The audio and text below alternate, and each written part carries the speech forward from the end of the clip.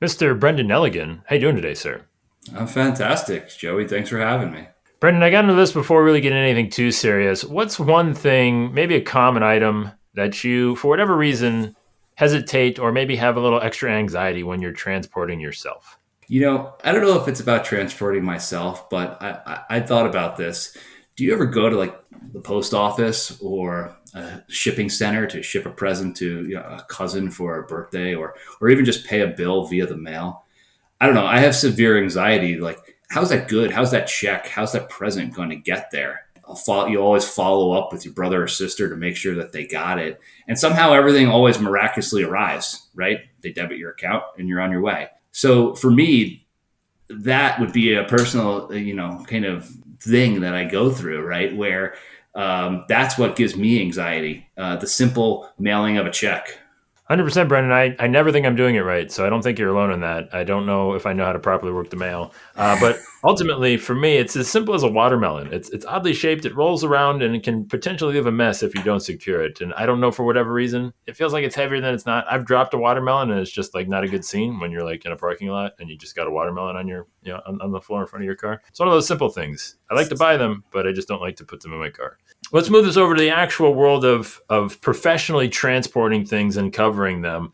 What, from your experience, what's one of the biggest maybe misconceptions that agents have around cargo coverage, be it land or sea, and the stuff that they might not be paying attention to right away? Well, the first thing to remember is that I would deem cargo to be a non-core coverage of an insured's kind of suite of insurance products, right?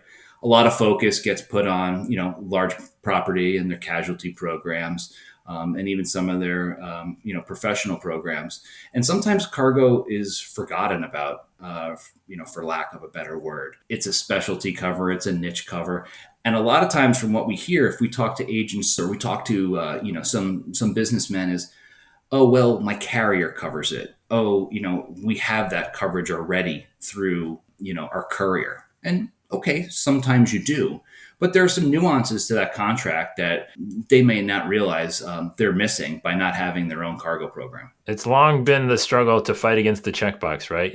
Whether it be life insurance, any of that extra coverage. Usually, if you're checking the box, it's probably more limited in a way that you want to accept. But again, you can't discount the sort of the placement of it all. But I guess when agents maybe want to approach that niche, let's say, like you said, it's more of a specialty thing. How do they maybe get around? Like, what gets somebody into wanting to dive into that a little bit deeper than maybe what they've just again been accustomed to having people check boxes? Well, for me, I think it starts with a conversation, and the easiest way that I would put it is when you're dealing with goods that are normally manufactured overseas or offsite here in the states, you have an ownership of those goods. Those goods are equity to your bottom line. So we sit there and we talk equity, right? Ensuring that your money and finances are covered, your real property is covered. We ensure that all those insurance is in place.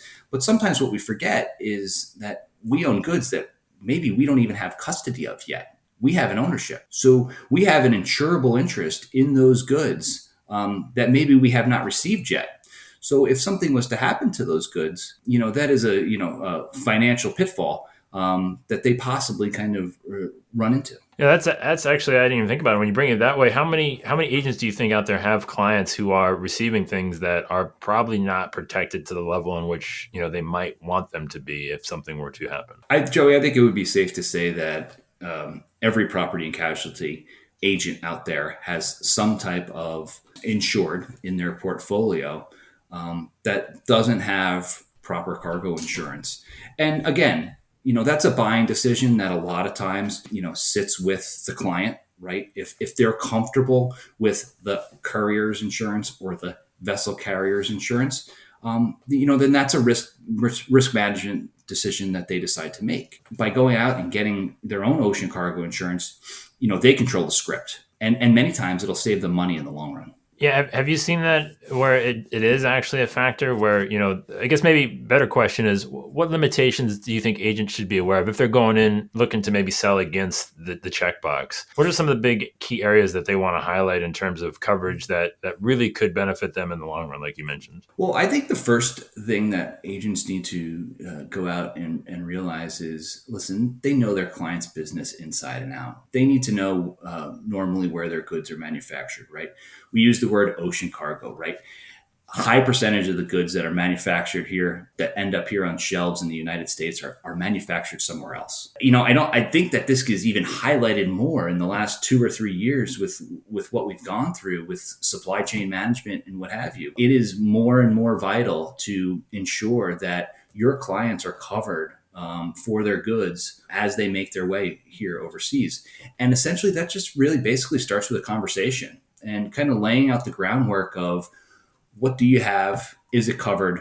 Are you comfortable with that? Would you like us to pursue another option? It's really just some basic questions. You mentioned that it's likely that an agent has a client somewhere that probably isn't doing what they could to insure goods that are coming into their business. Do you have any good sort of I guess industries as they're as I'm assuming they're scrambling, thinking, oh man, who do I have insured? Like, what are some good like industries that they should be going to first and thinking about? Man, this is something I might want to bring up next time I talk to these guys. Really, anybody with a manufacturing risk, so to speak.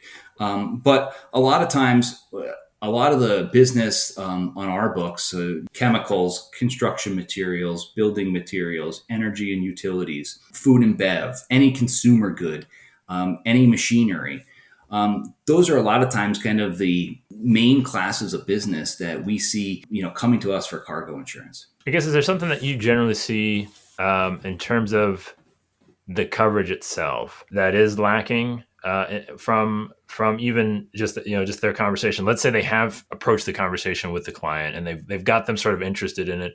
Is there something that maybe is overlooked that agents could, what is the simplicity of it, whether it's the limits or something like that? What are some general guidelines for agents to follow when they're actually getting into these conversations? Well, I think the main thing that people have to look at is what's the relationship between the buyer and the seller? When do the goods become yours? When do the goods, when are the goods theirs or the seller? The other, interesting thing, which I always bring up to people, is standard carrier cargo liability, meaning you put your goods on a vessel going from Taiwan to the United States, and you say, well, my vessel has it. Per bill of lading, the standard indemnity payment on that would be $500. My question is, if you have $100,000 worth of goods on that ship, we're talking about a serious underinsurance there. Carrier's liability is limited when it comes to shipping goods. And frankly, it would behoove people to protect their assets, get an option, see what it's going to cost, and take it from there. Take me inside, I guess, maybe the claims end of it. Let's say something does happen to, because obviously damaged goods is a pretty likely occurrence in some form or fashion. What can agents expect to sort of communicate to their clients when dealing with actually making good on some of this stuff and needing to actually use the coverage? What we see a lot of time, and let's just talk about the supply chain in general, right? Normally it starts foreign manufacturer into a warehouse, into a port, onto a ship, into a warehouse, into an intermediary warehouse, to the client, to the shelves, right? There's a lot of points along the supply chain that really make it challenging. What's the biggest kind of claim out there that occurs on any given day? And that would be rough handling. Anytime somebody is handling a cargo container and it's being picked up and drop shipped and picked up again and moved around, there's goods in there, right? They're not all secure. We've all packed a moving truck before, and we have anxiety about that. Well, it's no different than what it is here. There are many steps along the supply chain where goods are mishandled or rough handling damage and what have you. So a lot of times those are what we see from a claims perspective. Beyond that, some of these ships, if they're coming from Far East Asia to the United States, they're spending 6 to 8 weeks on the water. And so you have the perils of the sea, right? Whether it's rain or it's, large waves or what have you. So we also see a significant amount of wetting claims of goods that have that. And then on top of that, I think that what people have to realize is when these goods are coming over on the ships, they talk in what's called TEUs, right?